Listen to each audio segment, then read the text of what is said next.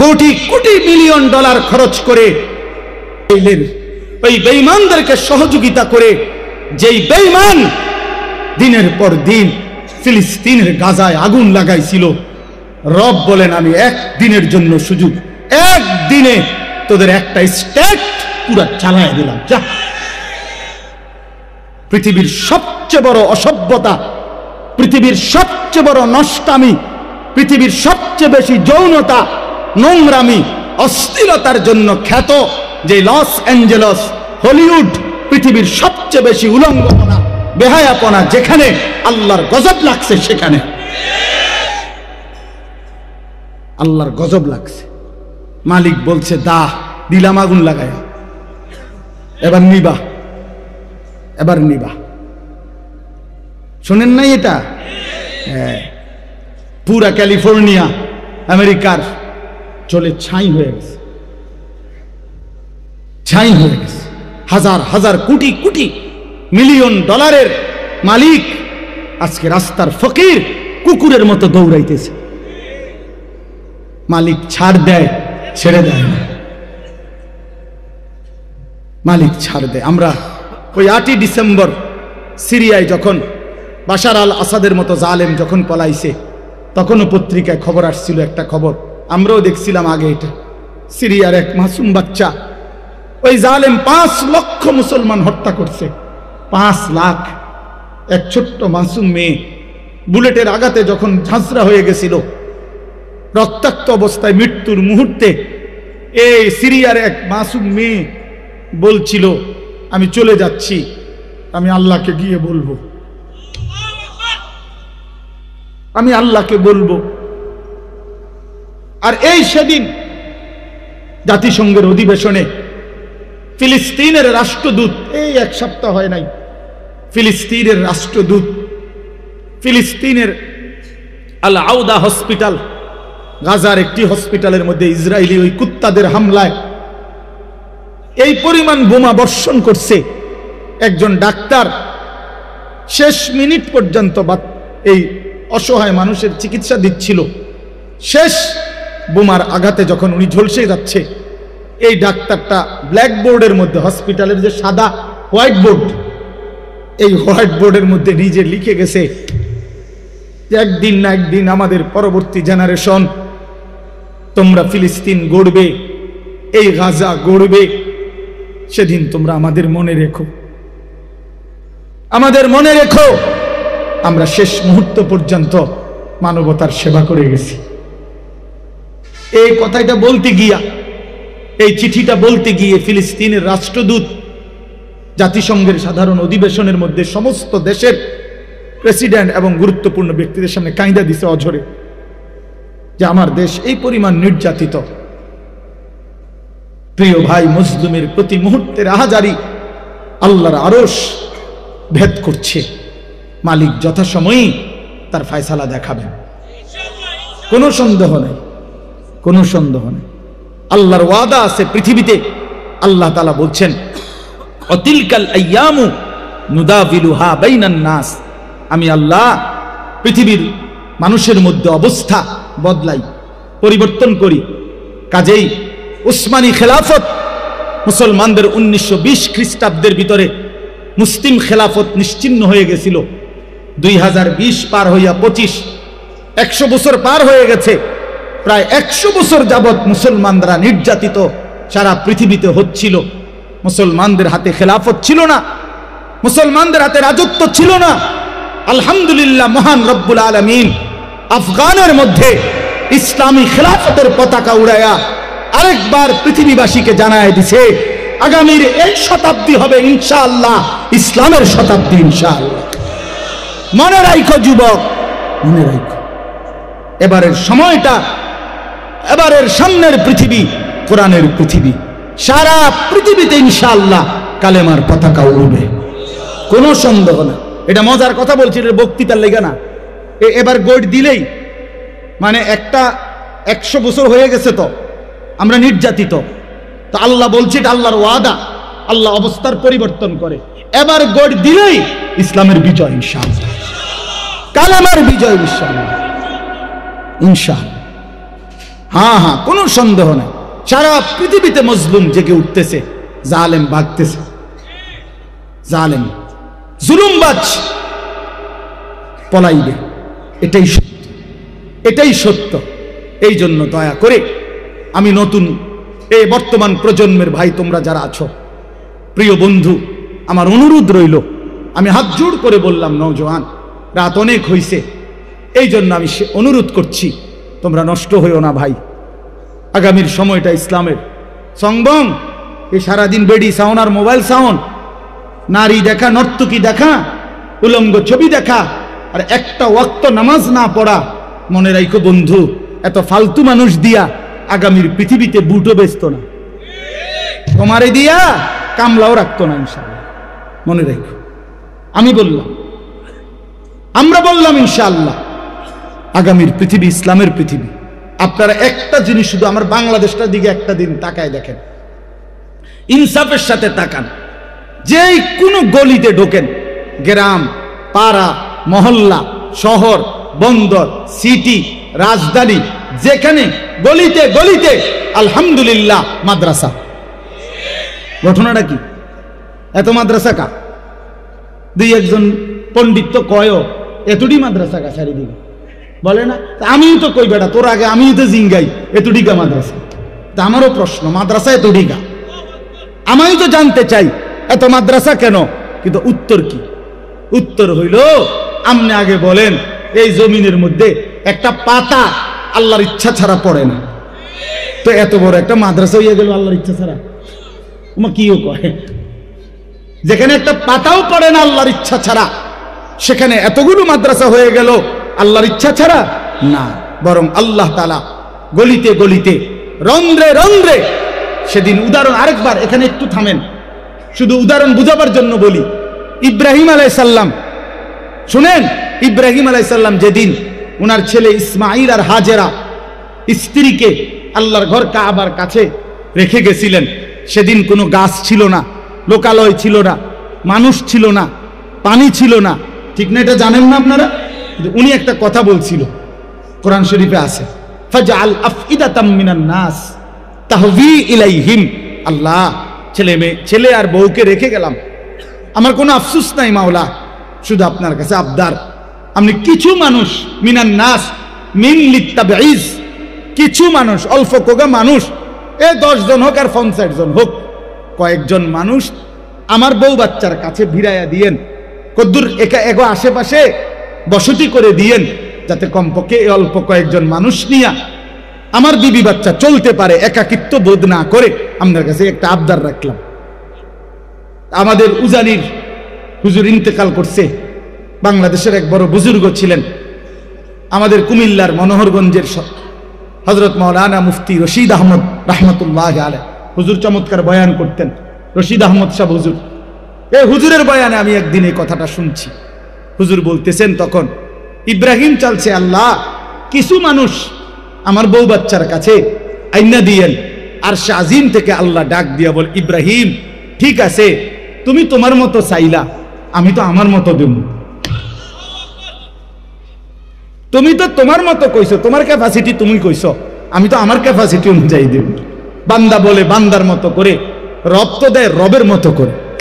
তা আল্লাহ বলে, তুমি চাইছো কিছু মানুষ, না ইব্রাহিম, আমি ওয়াদা দিলাম তোমার স্ত্রী আর তোমার ছেলের এই পবিত্র ভূমি মক্কার জমিনে আমি আল্লাহ ইয়াতুকা রিজালান ওয়া আলা কুল্লি দামিরিন ইয়াতিনা মিন কুল্লি ফাজ্জিন আমিক। পৃথিবীর প্রতিটা গলি গলি, রাস্তার মোড়ে মোড়ে, গোটা পৃথিবী থেকে ইমানদার বান্দা আমি তোমার স্ত্রী সন্তানের এই পবিত্র মক্কায় আমি নিয়ে আসব। আজ সারা পৃথিবীর ইমানদারের স্বপ্ন, আমি মালিকের ঘর দেখব। কি বলেন? কালো গিলাফ দেখতে মন চায় না, এমন নাফরমান কেনা? কথা বোঝেন নাই? আল্লাহর ঘর দেখতে দিল চায় না, এমন নাফরমান আছেনি মুসলিম মধ্যে? আল্লাহ বলেন, আমি সকলের দিল ফিরায় দিলাম। তো ঠিক আল্লাহ তাআলা প্রতিটা গলিতে গলিতে মাদ্রাসা তৈরি করে দিয়ে আল্লাহ এটা বুঝাইতে চাচ্ছেন যে আপনি কল্পনা করে দেখেন, আপনারাই ডানে বামে দেখেন, খবর নিয়ে দেখেন, ইনশাআল্লাহ এটা বুঝে দেখেন যে বর্তমান সময়টা এমন, একটা কুলি, একটা দিন মজুর, একটা পথের সামান্য আয়ের মানুষও আজকে স্বপ্ন দেখে আমার বাচ্চা হাফেজে কোরআন হবে। আবার সমাজের এলিট, উচ্চ পদস্থ ব্যক্তি যারা সম্পদশালীরাও আলহামদুলিল্লাহ এখন স্বপ্ন দেখে আমার ছেলে হাফেজে কোরআন হবে। হাফেজ, ওই যে অ্যাডভোকেটের ফুত হাফেজে কোরআন, শরীফ ভাই কই, ওই যে হাফেজে কোরআন, ওই যে ডাক্তার শওকত, তার ছেলে হাফেজে কোরআন। দেখেন চারিদিকে, আপনি সারা বাংলাদেশে দেখেন, উচ্চ পদস্থ সম্পদশালীও স্বপ্ন দেখে, ডাক্তার ইঞ্জিনিয়াররাও স্বপ্ন দেখে ছেলেটা হাফেজে কোরআন হবে, কুলি দিন মজুরও স্বপ্ন দেখে ছেলেটা হাফেজে কোরআন হবে। তার মানে প্রমাণ করে চারিদিকে সবার কলিজায় যেহেতু কোরআনের মহব্বত, আর চারিদিকে আল্লাহ যেহেতু কোরআনের মাদ্রাসা ঘর তৈরি করে দিয়েছে, আগামীর বাংলাদেশ কোরআনের বাংলাদেশ ইনশাআল্লাহ। মনে রাখো, ইনশাআল্লাহ। অপেক্ষা করো, দেখো। এই জন্য আমি অনুরোধ করছি, আপনারা একজনও নিজের ছেলেকে মেয়েকে আল্লাহর কোরআন থেকে বঞ্চিত করেন। আমি শেষ করে দিলাম কথা, ছেলেটাকে বঞ্চিত করেন না বাপ, মেয়েটাকে আল্লাহর কোরআন থেকে বঞ্চিত করেন না। যে মা বাপ মুসলমান হওয়ার পরেও আপন ছেলে মেয়েকে আল্লাহর কোরআন থেকে বঞ্চিত করছে, সে খোদার কসম, সে উল্লেখযোগ্য কিছুই সন্তানকে দিয়ে যেতে পারে নাই। নবীজি বলছেন, মা নাহালা ওয়ালিদুন ওয়ালাদাহু মিন নুহলিন মিন আদাবিন হাসান। নবীজি বলছেন, কোন মা বাপ তার সন্তানকে সবচেয়ে বেশি যেই উপঢৌকন দিয়ে যায় সেটা হলো উত্তম আদব, উত্তম আখলাক, আর সেটা শুধুই কোরআন সুন্নাহর মাধ্যমে। কোরআন ব্যতীত, সুন্নাহ ব্যতীত, রাসূলের সুন্নাহ ব্যতীত উত্তম আখলাক শিখার কোনো সিস্টেম নেই। মনে রাখে, এটা আমি চ্যালেঞ্জ করলাম। আপনি চ্যালেঞ্জ আমার লগে প্রয়োজনে তর্ক করলে আমি বৌমু আইব। কোরআনবিহীন, সুন্নাহবিহীন অন্য কোনো মাধ্যমে কেউ আলোকিত মানুষ হতে পারবে। শুদ্ধ কথা বললেই আলোকিত মানুষ না। আমরা এরকম বহুত দেখছি, কথা কয় শুদ্ধ, কেমন আছেন আঙ্কেল, ভালো আছেন, মানে মুতে খারাইয়া কথা কয় শুদ্ধ। হ্যাঁ, কথা একের হুইটালায় কাইতি এলায়, কিন্তু খোঁচা দিয়ে 300 কোটি টাকা নাই। এক খোঁচা দিলেই জাগাত 2 কোটি টাকা মেরে দিছে। কথা শুদ্ধভাবে মারছে টিয়া, শুদ্ধ সুদখোর, শুদ্ধ হারামখোর, শুদ্ধ ঘুষখোর বেটা, কথা কয় শুদ্ধ বেটা। অপরের সম্পদ লুণ্ঠন করে, রাষ্ট্রের সম্পদ লুণ্ঠন করে, জনগণের সম্পদ লুণ্ঠন করে। তুই ভদ্রলোক না বেটা, তুই বাটপার বেটা, বাটপার বেটা, বাটপার বেটা, সিটার বেটা। কয় সালাক, বাটপার আবার সালাক কেমন? হেতে বাট পারে না, কথা বলেন না কেন? ওজনে কম দিলে, 2 নম্বরই করলে, সুদ খাইলে, হারাম উপার্জন করলে তারে সালাক বলে। আপনি এটা কোন ডিকশনারিতে পাইছেন? স্যার নামটা কোন, এটা কোনটাতে লিখছে? আমি কি নমে এখন মোগলটুলি গিয়া কোনখানে লিখছে যাতে ওজনে কম দেয় হে সালাক? বাট পার। ওজন হইলে 1000 গ্রাম, হয়তো 900 গ্রাম 1 কেজি মিলাই লেছে। হ্যাঁ, আল্লাহ কোরআনে বলছেন, ওয়াইলুল লিল মুতাফফিফিন, ওজনে যে কম দেয় তার জন্য জাহান্নাম। আল্লাযীনা ইযা তালু আলান নাসি ইয়াস্তাউ, মানুষের থেকে যখন নেয় পুরা নেয়। ওয়া ইযা কালুহুম আও ওয়াজানুহুম ইউখসিরুন, নিজে যখন দেয় কমায় দেয়। নিজে নিলে 60 টাকা কালি, মানুষের দিলে 3 টাকা কালি। বাহ, কি ও ভাই 3টা দে? ও ভাই সরি খেয়াল ছুটটা গেছে। আমাদের নোয়াখালীর দিকে কইতো যে এত তো 5টা দিয়া হয় না, কয় না এত পাগল না, খেয়াল ছুটলো এভাবে ছোটে না, বুঝেন না? হুঁশের পাগল। তাইলে আল্লাহ তাআলা তো বলেছেন তার জন্য জাহান্নাম। এই জন্য বন্ধু আমার, বাপ আমার, সন্তানকে বঞ্চিত করেন না। আজকে ইনশাআল্লাহ এটা দেখবেন আপনি, এত মাদ্রাসা আল্লাহর ইচ্ছায় হচ্ছে। আপনি ষড়যন্ত্র করে পারতেন না, কোন বিদ্বেষকারী পারবে না। ওলামায়ে কেরামের বিরোধিতা করে 1450 বছরে কেউ টিকে নাই, কেউ টিকে নাই, কেউ টিকে নাই। সাদ নামের ভণ্ড সেও টিকবে না ইনশাআল্লাহ, সেও টিকবে না। প্রতি জামানায় কিছুদিন পর পর বেঈমান ইসলামের বিরুদ্ধে, ওলামাদের বিরুদ্ধে, ইমানদার মুসলমানের বিরুদ্ধে এক একজন ভণ্ডকে দাঁড় করায়। ইতিপূর্বে বহুত দাঁড় করাইছে। এই উপমহাদেশে কোন ভণ্ড ওলামায়ে কেরামের বিরোধিতা করে টিকে নাই। সাদ নামের ভণ্ড, প্রতারক, মুনাফিক সেও টিকবে না ইনশাআল্লাহ, সেও টিকবে। বিজয় ইমানদারের হবে। সাদ ভণ্ড, সাদের আকীদা কোরআন সুন্নাহ বিরোধী আকীদা। তাবলীগে কোনো গন্ডগোল নাই। তাবলীগের মধ্যে ডাকাত ঢুকছে, ডাকাত দৌড়াইবার জন্য উলামায়ে কেরাম বিক্ষোভ করছে। তাবলীগ তাবলীগেই আছে। ইজতেমা ইজতেমাই, ইজতেমা বিশ্ব ইজতেমা 31শে জানুয়ারি। কয় তারিখ বলেন? 1 ফেব্রুয়ারি। কয় তারিখ বলেন? 2 ফেব্রুয়ারি। বলেন কয় তারিখ? এই 31শে জানুয়ারি, 1 ফেব্রুয়ারি, 2 ফেব্রুয়ারি বিশ্ব ইজতেমা। জোহরের জামাত 1:30-এ। জামাত না পাইলে 1:45 বাজে কেউ যদি আইয়ে হেঁটে বারিন্দাত বা অন্য কোথাও জামাত করতেও পারে, সেটা তার বিষয়। কেন? যেহেতু 1:30টার জামাত সে পাইছে না, এই জন্য 31 তারিখের ইজতেমা যদি কেউ না পায়, তাহলে পরে যদি কেউ কোথাও একত্র হয়, এটাও 1:45টার জামাত। এটা কোনো জোহরের জামাত না। জোহরের জামাত তো হয়েছে এই 1:30টার সময়। জোহরের নামাজের জামাত তো হয়েছে এই মিয়া 1:15-তে জামাত হয়েছে না। অনেক আবার কিতা এটা মানুষ দেখলেই কইব 1:45-টারে কি ওইটা কিতা, ও ভাই এরা জামাত পাইছে না। এটা বলবে কিনা বলেন না কেন? এই জন্য এরপরে যদি কেউ একত্র হয়, এটার ইজতেমা থাকবে না, এটা জামাত পাইছে না দেখে। হ্যাঁ হ্যাঁ, এটা জামাত পায় নাই দেখে। এই জন্য এটা গায়ের জোরের কথা না, এটা ইনসাফের কথা। আমাদের কারোর সাথে, সাদের সাথে, সাদ আমার ভাত কাইরা নেয় নাই, সাদ আমার ঘর কাইরা নেয় নাই, আমার কোনো ক্ষতি ব্যক্তিগত করে নাই, কিন্তু সে ঈমান ইসলামের বিরুদ্ধে দাঁড়াইছে, তাকে বেঈমান এজেন্ট হিসাবে নিয়োগ দিছে। এজন্য এটা বুঝতে হবে মুসলমান। ওলামায়ে কেরাম, এই লক্ষ লক্ষ ওলামায়ে কেরাম, মনে করেন সারা বাংলাদেশের 5 লক্ষ ওলামায়ে কেরাম মিথ্যা বলতে পারে না, একজন ব্যক্তি মিথ্যা বলতে পারে। এত লক্ষ ওলামায়ে কেরামের ফয়সালা ভুল হইতে পারে না।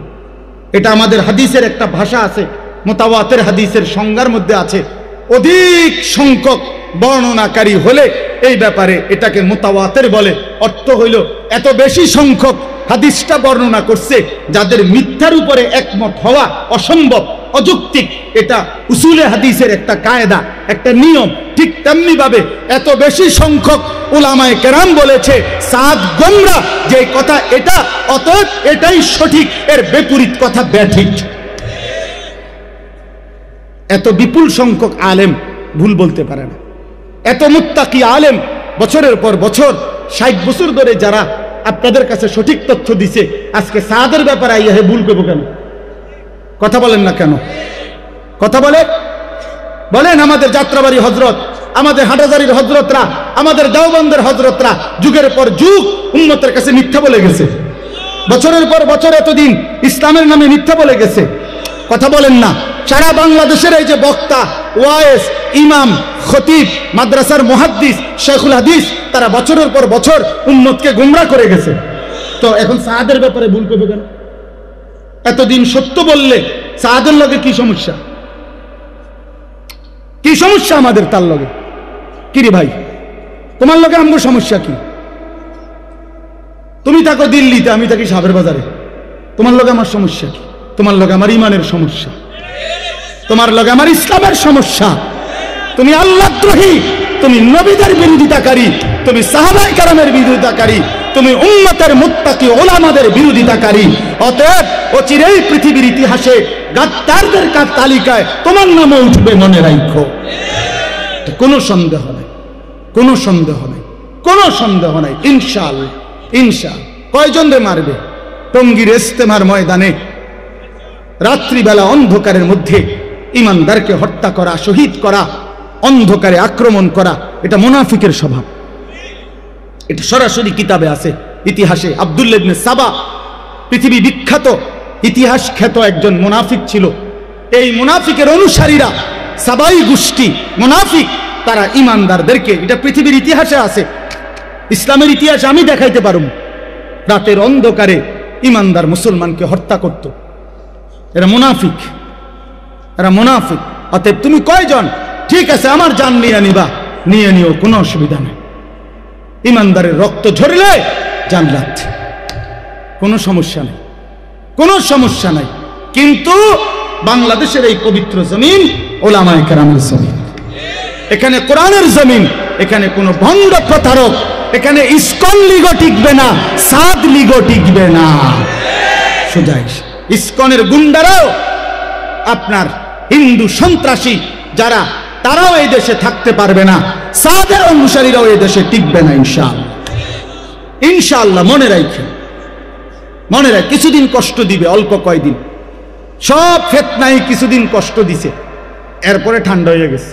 সংখ্যালঘু হিসাবে সিফা সাফা কোনাকানির মধ্যে পড়ে রয়েছে। হ্যাঁ হ্যাঁ, অতএব ওলামায়ে কেরাম উম্মতের পাহারাদার, বলেন আলহামদুলিল্লাহ।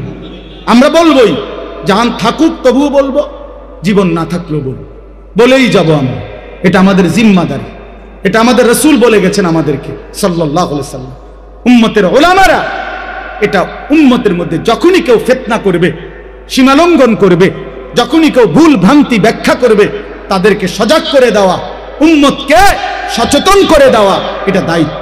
ইয়াহমিলু হাযাল ইলমা মিন কুল্লি খালাফিন উদুলুহু ইয়ানফুনা আনহু তাহরিফাল গালিন ওয়া ইনতিহালাল মুবতিলিন ওয়া তা'যীলাল জাহিলিন। এটা আমাদের দায়িত্ব। আল্লাহ আমাদেরকে বুঝার তৌফিক দান করেন। আমার কথা শেষ।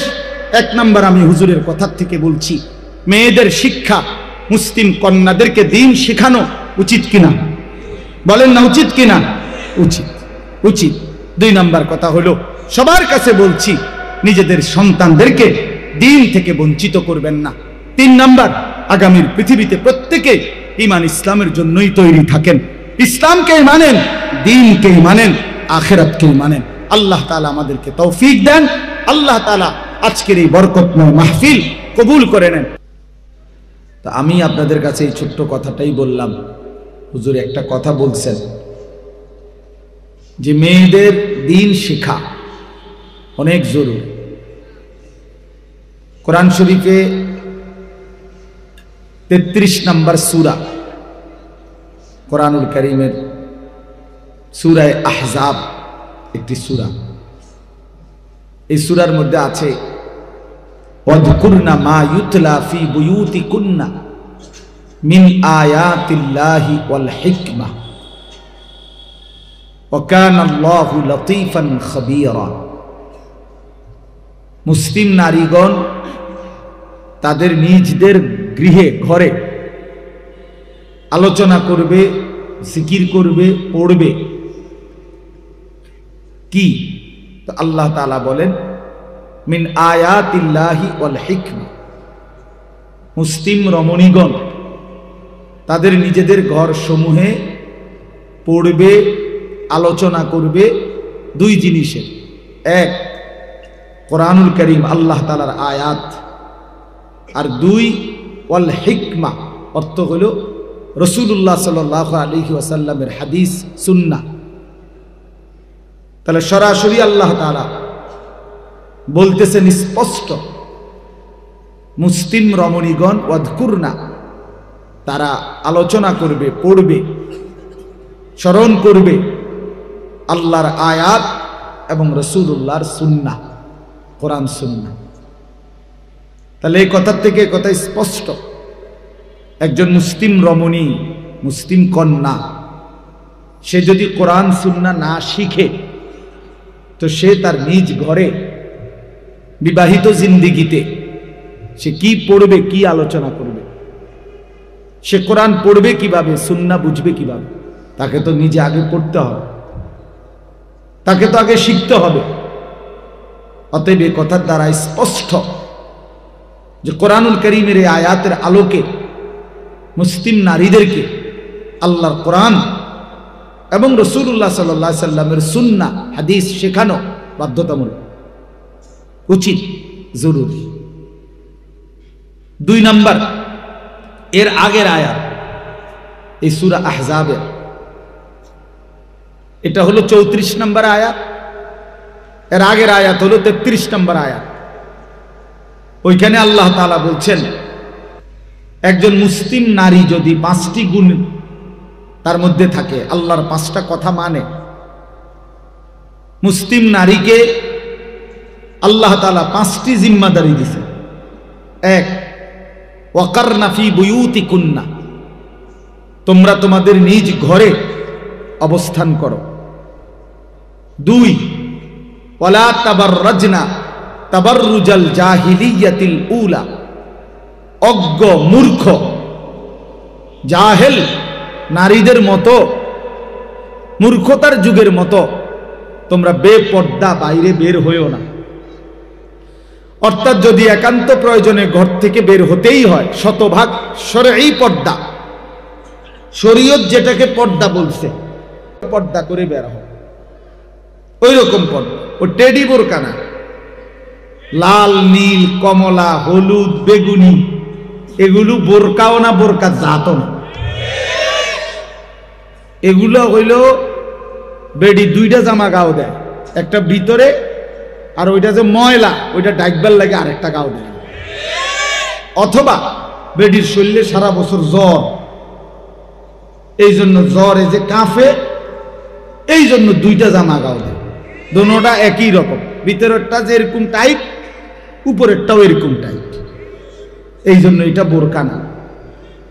বোরকা না, বোরকা হবে ঢিলে ঢালা, শরীরের অঙ্গ প্রত্যঙ্গ গঠন, শরীরের অবস্থান, অঙ্গ প্রত্যঙ্গের অবস্থান যদি বোঝা যায়, এটা বোরকা না,